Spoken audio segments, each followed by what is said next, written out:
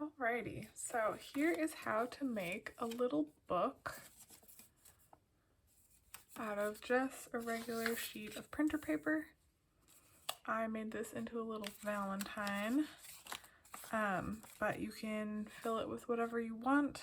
If you want, on a Word document, if you rotate your document, you can make 4 columns and do words on the top and then the upside down pictures, or take a screenshot of words, put that in as a picture, and then turn it upside down for the bottom.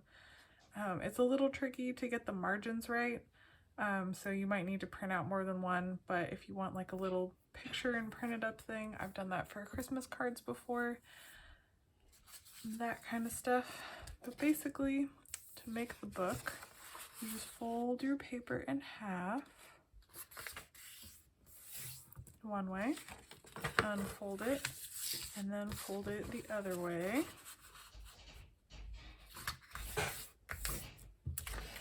And then we're going to fold both sides into the center so that we have 8 even little pieces of paper. So fold the other side into that center line. So you can see we have 8 pieces that are even. And then we fold it in half. And we're just going to cut this one part. So this is what makes it Kirigami instead of origami. It's when you use scissors. So let me open it up again.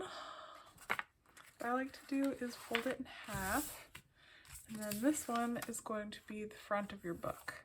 So we take this, and that's one page, and this is the second page, and this is the back of the book.